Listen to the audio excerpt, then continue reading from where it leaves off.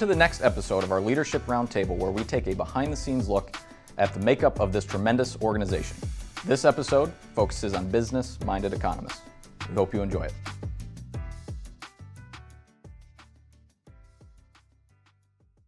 Everybody, thanks so much for joining us for this latest Leadership Roundtable. So at ITR, we are business economists, which is a novel concept in my mind. When I go out on the road, and I know for a fact when I go at these trade association conferences, these big conferences, I know a good chunk of the audience sees economist on the agenda and groan internally because they have a certain picture of what an economist is in their head. And one of my favorite things about ITR is getting up on stage and subverting that and surprising them with bringing economics to them in a way that's actionable, in a way that is actually relevant to their business. It's not kind of these nebulous discussion of curves and theorems and things, from their Econ 101 and 102 classes they slept through in college. And that's what I love about what we do at ITR. So, Grace, in your mind, what is a business-minded economist? For me, it's somebody who not just tells you what's going to happen, at least from a forecasting perspective, but what to do about it. That's the differentiator. If I just had to sum it up, that's it. It's not enough to know what's going to happen. You have to know how you're going to apply that information back. And we look for it even in the hiring process for speakers, people that are not just dynamic speakers, not just great analysts, but somebody who can say, they tell me usually in the interviews, it's not enough to just know what's going on, and you also need to be able to apply back to business. And that's what makes a great business-minded economist here at ITR, at least in my perspective. But there's another thing to think about. Granted, we have some of our clients are massive organizations that have massive infrastructure, that have economists on staff, that can do an interpretation and interpolation. But we also work with, half our clients are smaller businesses, small to medium-sized businesses that don't have economists on staff. They're not there, they're there to do what they do best, which is run their business, do what they know. And maybe what they don't know is economics. So for us to go in there as business-minded economists, to talk their language, to tell them how to interpret the information that we're giving them in terms of a long-term accurate forecast. And Grace, to what you said, to bring that down to actionable items that they can do to make their business stronger. Yeah, I think it's even for the larger businesses too. It's in a different way. I think Connor, you and I have worked with that a lot. It's in a different way though. It's sometimes in the big businesses, they don't know what to ask.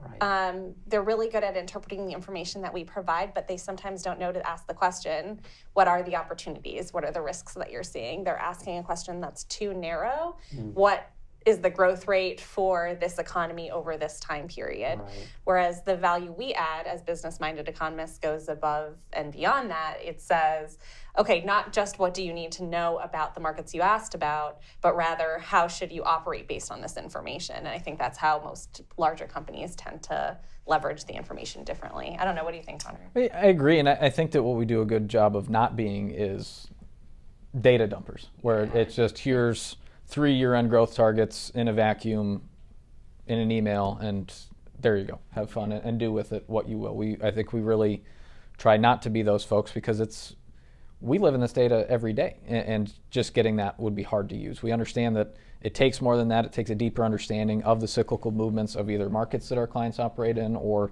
the entire macroeconomic environment, and that just 3 year-end targets can entail quite a lot of different aspects of the business cycle as opposed to just an annual CAGR over time that may, if you look at it plainly, it might say, okay, we're fine here, but there may be some business cycle shifts lurking underneath the surface for those. So I think that's what getting into the weeds is what I really appreciate as far as being a business-minded economist, not to I guess the point of overwhelming folks, but trying to unpack things in that consumable way. And that comes back to our sales team, our accountants, executives.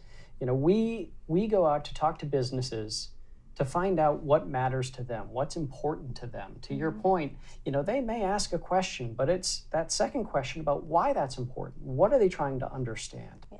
That helps guide us in terms of what sort of solutions we deliver, what advice we provide with respect to their forecast, what actionable intelligence, actionable takeaways they're going to get from our forecast.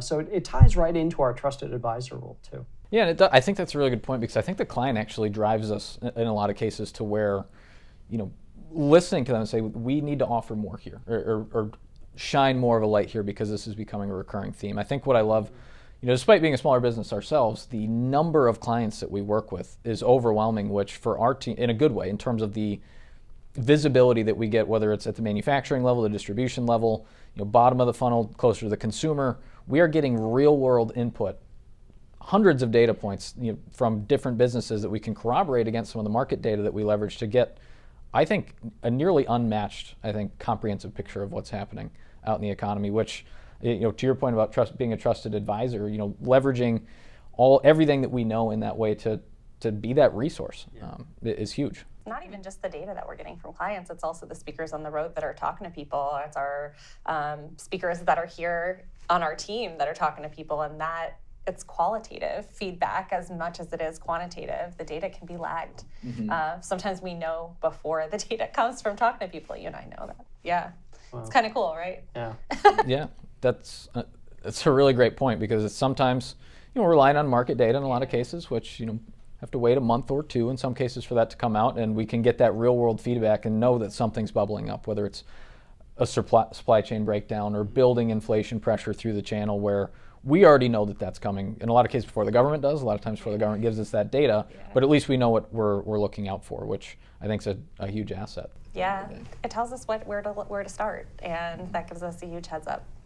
And Kim, in the vein of trusted advisors, is that, I'd have to imagine in with folks new to ITR that the absence of that is a concern, where they want more than just data, as far as, because maybe not, just like we talked about, just getting data in a spreadsheet. Some organizations that might be enough, but for other folks that might not be. So how does our evolution at ITR in terms of offering that trusted advisor role to folks, how has that helped our clients?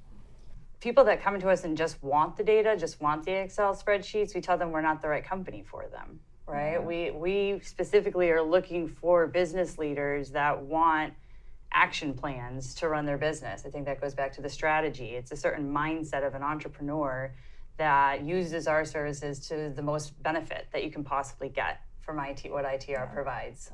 So I think the trusted advisors, as Matt was mentioning, and the business-minded economists, we can speak their language of business and then help them to understand where it intersects with our economics and our forecasting, and we start teaching them how to understand the language of economics, right? So it's kind of a translation of the value of an accurate forecast into the day-to-day operations of a business. And so that's that trusted advisor, and it's not just the account executives or the economists, it's also the accounting department, right? And working with their accounting departments and working on invoices, and it's our data department and the administrative staff. Everyone here has that mindset of a trusted advisor, business-minded. I think really we all share that same core value of we care, and we just want to help people. And I think it's that underlying sentiment that brings about this business-minded economist or this trusted advisor role. I think a lot of people are used to hearing from a consultant, yes, and we say a lot more no. than most consultants do, I think. Yep, I would agree. And I think that helps to build trust, because we are only going to say yes when we mean yes, that we have information to back it up, that we know the answer. If we don't know the answer, we say we don't know, and that's not true of everyone. And I think that's part of at least the feedback I've gotten from clients. Being told I don't know is unusual, and it really puts the trust on the things that we do know at a higher level. I think to your point with that too, Grace, it's even more unusual in a sales environment. Yeah. Right? In my mind, the word sales has like this dirty connotation that comes along with it, right? That's the word you don't want to use. But to have a sales team that our trusted advisors will say no, will say that's not us, will say we can't do that for you. And here's why. We always give the reason why. It's not just a no, there's always the reason and the explanation behind it. I think fully embodies that whole for sure trusted advisor position. And I think with that, and off both your points, it's not establishing ourselves as that trusted advisor. It's not just a one-way flow of conversation where okay, you've engaged in a consultative relationship with ITR, and I'm your economist, and I just talk at you, once a quarter or whenever we get together.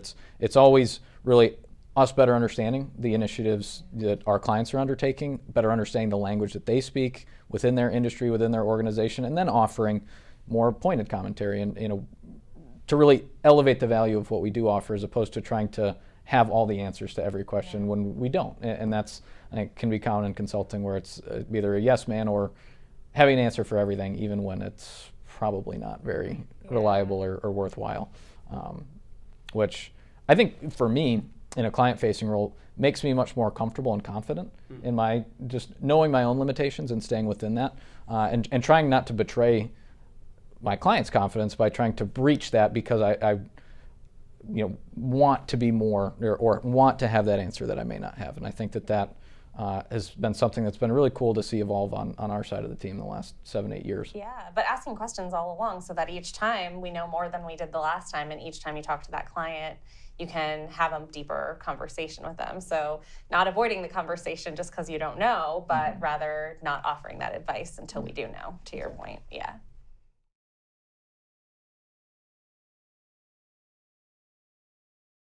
In my 8 years with ITR, we have come a very long way on the technological side of the business, where obviously our methodology has endured, not just in my time, but really decades, going back to the 1940s at ITR. But in terms of how we're delivering our reports, some of the technological tools that our econ team is leveraging behind the scenes, and we've taken huge leaps in the last several years. And Joe, you've been a huge part of that. Can you just talk about some of the things that we've changed and improved on in the last several years? I think it's how we get to where we're going is what really makes us different. We have a vision of where we're trying to go, both with the client and internally. Economics and the sales team, we're really driven to improve who we are and what we're doing. I've said it before, our employees are our greatest asset. They'll always be our greatest asset. But the more we can do with technology, it allows our employees to be able to do what they do best.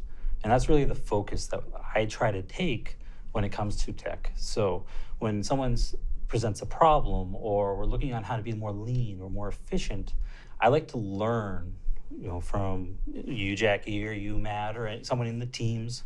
By no means am I a forecaster. I like to claim to be a forecaster, but I am not one. But it helps me understand what you're doing, where your pain points are. The more I can eliminate the minutia or the day-to-day or running other numbers, simple things like uploading data sets or taking and comparing data sets to each other, running cycles, figuring out highs and lows, these in the weeds moments that I can automate, it allows your forecasters to spend more time looking at the business impact to it and where they're going. And that's going to resonate well with the customer. They're going to feel that. They're going to see that. It's not just something internal that they're not going to understand what we're doing. It's going to come across to the client. And I think, Matt, you would be able to speak towards that aspect. Oh, yeah. No, I think without question, our clients have seen a lot of the leaps and bounds we've made just in recent years, from moving to on-demand to automating a lot of our systems, right? I think that's helped a lot in terms of the content we can provide, the method we can provide that.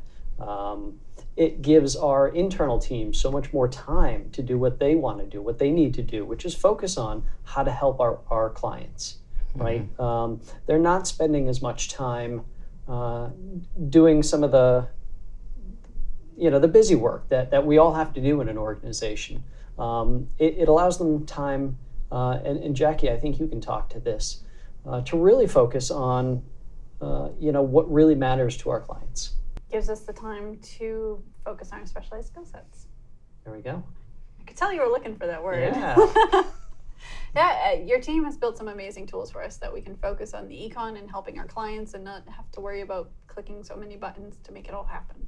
And that's a huge win for us because, and Karen, you can speak to us, we love helping our clients. We love talking to them.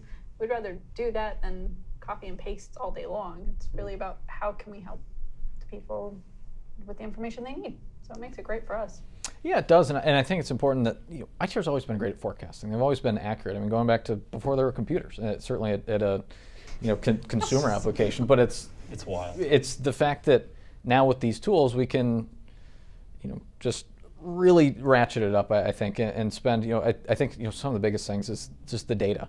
Our database has gotten even bigger from when I started at ITR, and just the processing power, the speed at which we can pull in those data sets, the number that we can pull in at a given time. It's been incredible. I mean, it just feels like we're just operating on a different wavelength than we were 3 years ago, 5 years ago, 8 years ago. And Jackie, from several offices ago before my time at ITR, I mean, the output was always great, but the process was different. It looked different. It was more challenging. It had different technology, and we're keeping up with those changes. It was different. I will certainly speak to that. And to your point about pre-computer days, I remember some of the early computers here at ITR. We've always valued technology and trying to improve it. ITR had some of the fastest internet around when it was first coming on the scene and things like that from a company level, which seems crazy nowadays, but it was true. Back in those days, we had the fastest lines in the entire town. One of the ways that I love what we've been doing lately is getting the data in faster. And first, all the credit goes towards the data department. All the numbers that they can get and get it to us, get it to your team to be able to analyze it. When we were in our old formats, our old software, that just wasn't possible. Now, your team can ask for information and get it. And the data department turns it around unbelievably fast. And you can see that, and you can get the analytics done, and you can play the what-if scenarios and start to really look into those different areas. And I'm sure that's helped over these past couple of years. Matt, I think the other area, and this more is on the customer, the client side, is on demand, being able to put the deliverables in that format and having them be able to upload data and see how their data is tracking in between getting the reports is another level also that we're able to provide to them that we used to not be able to. Yeah, no, I mean, with On Demand, I think we've brought our consulting to another level, right? By giving them access to the information they need most at the tips of their fingers, whether it's on an iPhone, a tablet, their computer, anywhere. They can access it anytime, anywhere. And that's powerful, right? No longer, while they can print those PDFs out and make 100 copies and share them with the team, they can also give access to On Demand, give as many people access to that information as they want, right? So it just makes that information more accessible to greater numbers of people within the organization, which is just immensely powerful to get everybody on the same page, working in the same direction. Or the app. I've pulled it up on my phone during the middle of the meeting and be like, nope, I'm good. Yeah, I love our app, and we have so many changes coming down the pipeline that that roadmap for the app it's going to be a game changer for us. What we're going to offer between On Demand and the app, I'm excited for it. This is a technology guy excited. Like I cracked a smile. That's how excited I am right now. Oh my goodness. Yeah. Wait, so 001 or 100? Yeah. Well, I think what's really funny is ITR's been using data since before it was cool. I mean, in the last decade in particular, data and analytics, it's become these buzzwords that everyone has to live by, but that's been core to who ITR is, and it's really our technology keeping pace with the current changing environment. I think the real-time charting through On Demand is huge. I think that the real-time data uploads by our clients is a very huge, that's meeting the demands of today. That it's not just, data was cool 10 years ago. Now that's old. Now it's real-time data. I need it instantly. I need it at my fingertips. And now we're able to offer that. Folks can upload their performance, see how it's performing against their forecasts. They can see the latest changes in the market data that become almost instantly available on our website for folks to see how that's charting. And I think that's a huge difference. It's one I'm excited about, certainly. And I think that it fits the needs of today. And certainly we're going to respond to those as those change tomorrow. I really enjoy working with every person on this team. If you would like to know more about our leadership team, you can visit our website at itreconomics.com/leadership. I hope you have a great day, and we will see you for our next episode.